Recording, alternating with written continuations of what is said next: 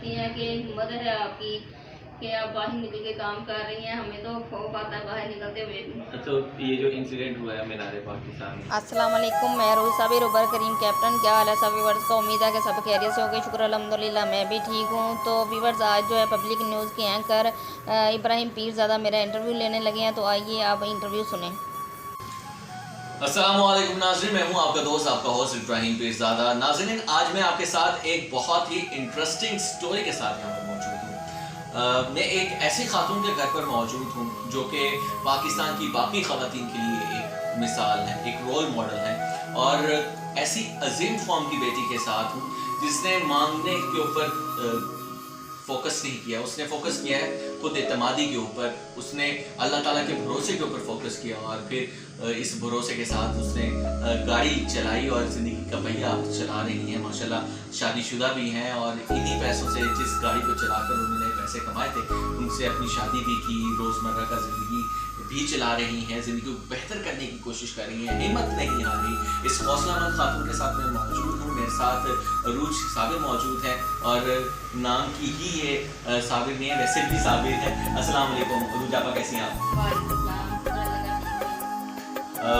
पहले तो आपको सलाम है, सैल्यूट है, जो आप इतनी हिम्मत करके बाहर निकलती हैं आज के दौर में। कैसे ये हिम्मत आपके अंदर पैदा हुई, अपने बारे में बताइए। बस वही घर के हालात ही कुछ ऐसे थे कि बाहर निकलना पड़ा। मैंने बहुत सारी जॉब करके मैंने पैसे जमा किए, फिर गाड़ी ली, तो 7 मॉडल ही, लेकिन शुक्र है लगा इसमें शुक्र अदा करूँ कम है। तो उसके बाद फिर मुझे बाहर निकलना पड़ा, ऊपर की गाड़ी लगानी पड़ी। तो अल्हम्दुलिल्लाह के घर का सिस्टम चला रही हूँ। कितने साल जॉब की, कहाँ कहाँ जॉब करती थी, और बताइएगा किस तरह पाई पाई करके आपने गाड़ी बनाई? फैक्ट्रियों में भी मैंने जॉब की है, जैसे मेडिसिन की फैक्ट्री में मैंने की है, और किसी में नहीं की मैंने। जैसे ये मेडिफाक है और शेयर है, इस तरह की कंपनी में मैंने जॉब की है। 12-12 14 घंटे भी मैंने वो टाइम भी लगाए, उधर हाथों पे छाले पड़ जाते थे। एक जगह पे आपको पता है कि फैक्ट्रियों में एक जगह जहाँ पे बैठे रहना, वहाँ भी मुझे 12-12 घंटे 14 घंटे मुसलसल बैठ के तो कमाना बहुत ज़्यादा मुश्किल है। क्या वालिद साहब जिंदा थे? क्या मुझे बात थी जो इतनी मेहनत करी? वालिद साहब जो थे वो हार्ट पेशेंट थे, तो भाई और सिस्टर वगैरह सबकी शादी हो चुकी थी। तो मैं ही थी, तो फिर मैं किसी पे बोझ नहीं बनना चाहती थी, ना भाइयों पे ना बहनों पे। फिर बाहर निकल के अपने वालिद साहब की सपोर्ट थी, मुझे उनसे इजाज़त लेके फिर मैं बाहर निकली। फिर वालिद साहब ने मैंने कहा कि नहीं, ये जो फैक्ट्री में ना बहुत टफ ड्यूटी है, और 12-14 घंटे बाहर रह रहे हैं, तो मुझे भी जो है जैसे आप सपोर्ट हो अपने। वालिदा क्या वादा की तो डेथ हो चुकी है, वादा की डेथ को 20 साल हो गए। वालिद साहब के साथ मेरी बहन के साथ,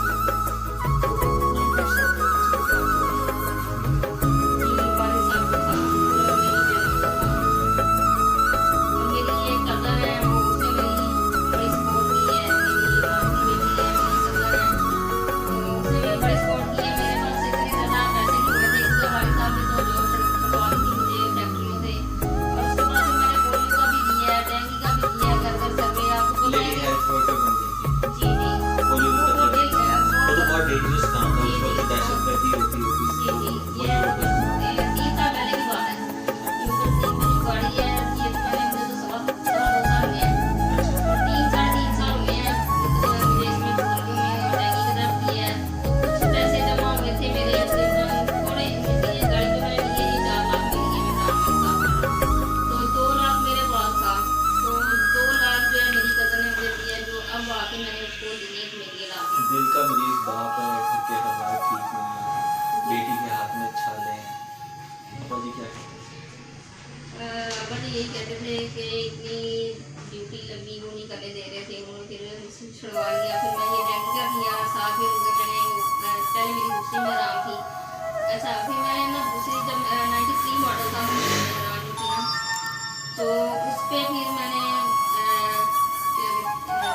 पिक एंड ड्रॉप दी, यूनिवर्सिटी स्टूडेंट स्टूडेंट को, रिफा और UMT की स्टूडेंट को मैंने पिक एंड ड्रॉप दी और साथ साथ मैं टैगिंग करती रही और साल ये इसका पूरा मैंने किया और सब जाके ये 2 लाख मैंने इकट्ठे किए।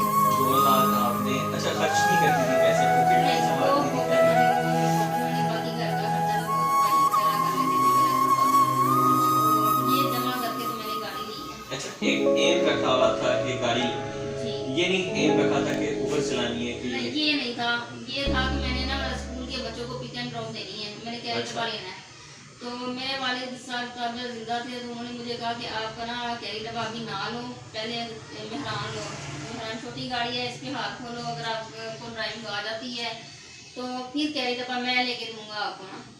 तो मैंने फिर छोटी जब मेहरान ली उसके बाद ये लड़कियाँ लगी, फिर डेंगी का किया, पोलियो का किया। तो उसके बाद फिर मेरी कज़न और मेरे बहनोई हैं जिन्होंने मुझे कहा कि आप ऐसा करो कि ड्राइविंग भी आ गई है, गाड़ी भी है, अब इस गाड़ी को सेल करो क्योंकि 93 मॉडल नहीं लगता इसमें तो ना। गाड़ी आपने 93 मॉडल खरीदी थी जो खरीदी थी और इस गाड़ी से। सीखी किससे? सीखी मैंने पहले तो सेंटर से सीखी थी मैंने, तो उन्होंने उसके पैसे कौन देता है? उसके पैसे कुछ मैंने दिए हैं, कुछ मेरे भाई हैं, भाई थे मेरे साथ ही रहते थे, अभी उनकी भी शादी नहीं हुई, वो ज़रा सा ना सीखते थे हैं भाई, तो उसने मुझे दिए थे। भाई तो सबको सीधे लगते हैं। जी नहीं वो मैं भी आपका भाई हूँ, सीधा लगता हूँ कि नहीं? अच्छे हैं भैया, आप अच्छे हैं। अच्छा, मुझे बताएं कि कैसा महसूस हुआ जब पहली आमदनी आई कि मैंने इतनी मेहनत से पैसे जोड़े और उसके बाद मुझे अब रिवॉर्ड मिल रहा है, पहली कमाई है, क्या थी उसका और कितनी आई? पहली कमाई जो थी मैंने तकरीबन 7-8 दिन काम किया, उसका 4-5 हज़ार बना था।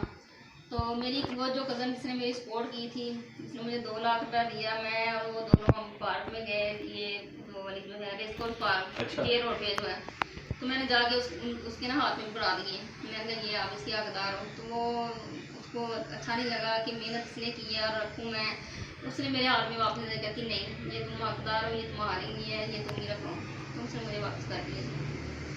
और ऐसे कज़न है भाई, और अल्लाह मुझे भी ऐसे कज़न दे, आप सब कज़न कुछ आप है, मम्मी की बेटी है। हाँ, तो हमें भी कुछ ऐसे कज़न दे जो हम अपना के पैसे दे जाएं और फिर उसके बाद अच्छा तो मुझे मैं कज़न मुझे ये भी यहाँ पैगाम देना चाहूँगा जी। कि अगर पैसे दिए तो वो वापस भी कर दो, इन्होंने भी वापस किए हुए हैं। अच्छा, और दूसरी बात मैं आपसे ये जानना चाहूँगा कि उबर का मशवरा किसने दिया, क्योंकि आपने तो बताया कि आपने ये जस्ट सोचा हुआ था कि आपने बच्चों को पिक एंड ड्रॉप जी, देनी है, जी, उसके मैंने बाद पाले, जी तो उबर का किसने आइडिया ये दिया? और मेरी उसी कज़न ने दिया था, अच्छा, जिसने मेरी सपोर्ट की, पैसे दिए मुझे ये गाड़ी तो के लिए। बड़ा वो एक ऐसा है, ख़वातीन के लिए तो एक खौफ सा समा होता है कि वो लोगों के दरमियान निकले और अकेली गाड़ी चलाए, तरह तरह के लोग आते हैं।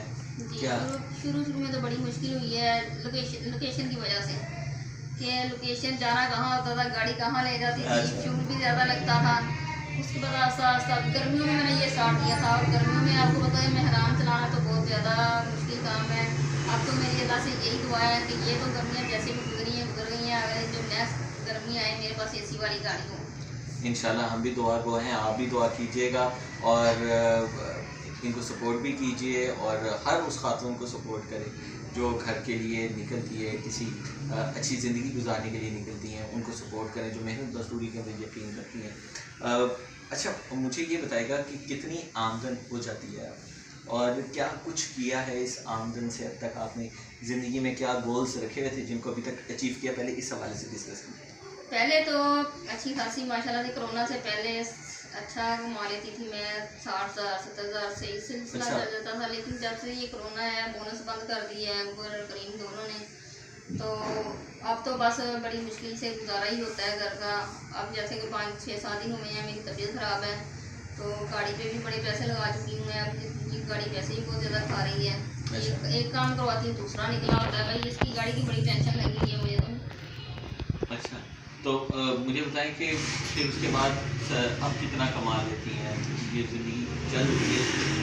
हाँ जी चल रही है, लेकिन बस कभी मुश्किल भी आ जाती है, लेकिन अल्लाह का शुक्र अदा करती हूँ कि किसी के आगे हाथ नहीं फैलाना पड़ता। तो ये घर अपना नहीं, अपना नहीं है। किराए, आप किराए?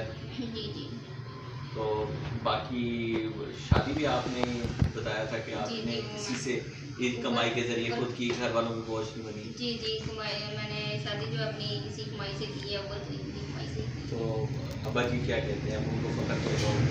नहीं, अब्बा जी होते तो वो बड़ा खुश होते कि जैसे मैं अब्बा की जो डेथ है वो मैं जब ऊपर करीब पे आने से पहले ही उनकी डेथ होती है। उनकी डेथ को 3.5 साल हो गए हैं। वो होते तो उन्होंने बड़ा खुश होना था कि अब तो मैं किसी की मुताबिक। बेटी मेरा बेटा बन रही है। जी जी बिल्कुल। तो अब्बा जी से लगता है बहुत प्यार था। जी, अब्बा जी से भी था, वालदा से भी था। वालदा की तो डेथ को तो आपको मैंने बताया 20 साल हो गए हैं। तो याद तो आती होगी, क्या कमी महसूस होती है? जी, बहुत ज़्यादा आती है कि अब जैसे कि अब माशाल्लाह से मैं कमा रही हूँ खुद, तो वालिद साहब ने बड़ा खुश होना था कि किसी पे बोझ नहीं बनी, क्योंकि तब मेरी शादी नहीं हुई थी। ये तो वालिद साहब की डेथ के बाद ही शादी हुई लोग है। ताने तो देते होंगे, कहाँ जा रही है, किस तरह का पता- किस तरह का हमारा माशरा है। हाँ जी, पर मेरे मुंह पे तो किसी ने नहीं कहा, पीछे से देते होंगे, ये मुझे नहीं तो पता। कैसे सलूक था लोगों? लोगों का सलूक जो है, जो तो मेरे कस्टमर हैं वो तो बड़ा खुश होते हैं। कई तो ऐसे होते हैं कि वो उनको पता है कि ये फीमेल आ रही है तो वो पहले से गेट के पास खड़े होती हैं कि हम देखें, तो फिर अप्रिशिएट करती हैं, बड़ा खुश होती हैं। और कितने बजे तक, कितने से कितने बजे तक आप ऊबर चलाती हैं? पहले तो मैं काफ़ी टाइम चला लेती थी, 10-15 घंटे। एक दफ़ा तो मैंने 25 घंटे भी ड्राइव की है। एक दिन मुसलसल आप ड्राइव करती रही थी? जी, रात तो डर नहीं लगता रातों का, खौफ, सुनसान सड़कें? डर बस लगता था, लेकिन ये है कि उस दिन मुझे फीमेल की ही राइड मिली है। तो बैरिया टाउन में चली गई थी, उधर से तो राइड नहीं रही थी। फिर शायद कंपनी वालों को भी पता था कि फीमेल है, इनको राइड देनी चाहिए। फिर शादी पे वो गए हुए थे तो उन्होंने गाड़ी करवाई, लेकिन गैरेज पर करवाया था, लेकिन वो मेरी गाड़ी चली गई और उन्होंने कहा हमारी तो फैमिली ज़्यादा है, तो वो फिर कहते चलो गाड़ी मंगवा लेते हैं। उन्होंने फिर मॉडल टाउन ही आना था, इनको लेके फिर मॉडल टाउन आई मैं, तो 2:30 का टाइम हो चुका था। फिर मैंने कहा तब ना टारगेट था कि इतनी राइडें करें और इतना बोनस मिलता है वीक अच्छा। की। तो उसके बाद फिर मैंने कहा टाइम तो सुबह फिर उठ के काम करना है, अभी कर लेती हूँ। फिर मैं ऐसे ही राइड को स्टार्ट ही रहने दिया, ऑनलाइन ही रहने दिया अपनी ऐप को, ऊबर को। तो फिर मुझे राइड मिलती गई, 3-4 मैंने की। तो ख़वातीन के लिए क्या पैगाम है, जितनी आप बहादुर खातून हैं, जो हमारा मुआशरा है, उसके लिए क्या पैगाम है? ख़वातीन के लिए यही पैगाम है कि जिनके हस्बैंड नहीं कमाते तो उनको चाहिए कि करें वो काम। अगर इतना है कि वो गाड़ी लेके वो काम कर सकती हैं, बाहर निकल सकती हैं। कुछ बात- हुनर जो भी आता हो उसको इस्तेमाल करना हाँ चाहिए। जी, उसको इस्तेमाल करना चाहिए। अब मेरा यूट्यूब चैनल भी है जिसपे वो देख के जो अच्छा, जिन लेडीज़ का यूट्यूब चैनल है वो मेरे चैनल को देखते हैं और कमेंट्स करती हैं कि हिम्मत है आपकी कि आप बाहर निकल के काम कर रही हैं, हमें तो खौफ आता है बाहर निकलते हुए भी। तो ये जो इंसिडेंट हुआ है मीनार पाकिस्तान पे, इसके बाद डर तो लगता होगा जो नहीं, मुझे डर नहीं लगता, क्योंकि मेरे साथ ऐसा कुछ वाकई नहीं हुआ। मुझे 2.25 साल हमें बाहर निकले हुए, तो उसकी कुछ अपनी कोई ऐसी होंगी और बातें जिसकी वजह से उसके पीछे लड़के पड़े हैं। तो आप सारी रात ड्राइव करते हैं कभी लाहौर में, क्योंकि लाहौर की तो बहुत ज़्यादा बदनामी हुई है, लोगों की मतों की बड़ी बदनामी हुई है, जो इंसिडेंट पेश है इसमें आप किसको कसूरवार ठहराती हैं, क्या कहेंगे इस पर? ये मर्दों का भी कसूर है कि उनको ऐसा नहीं करना चाहिए था। एक फीमेल के साथ जो उन्होंने हरकत की है, गलत किया है। और फीमेल को भी चाहिए, जिस तरह की वो औरतें बाहर निकल के करती हैं पार्कों में, इस तरह नहीं करना चाहिए। तो टिकटॉकर्स के लिए क्या पैगाम है जो आप देखती हैं अक्सर लोग? मैं टिकटॉक जो है ना शौक से देखती नहीं हूँ, इतना मेरे पास टाइम ही नहीं है। टिकटॉक ने तो बिगाड़ दिया हुआ है लड़कियों और लड़कों को। कर देना, ये ख़त्म कर देना चाहिए। टिकटॉक जो है ना, ये ख़त्म कर देना चाहिए। नाज़रीन, आपने देखा हमारी बहन हमारे साथ वो खुद मौजूद थी, टिकटॉकर है। रूज साबिर हमारे साथ मौजूद थी और नाम के साथ साथ खुद भी बहुत ज़्यादा साबिर हैं।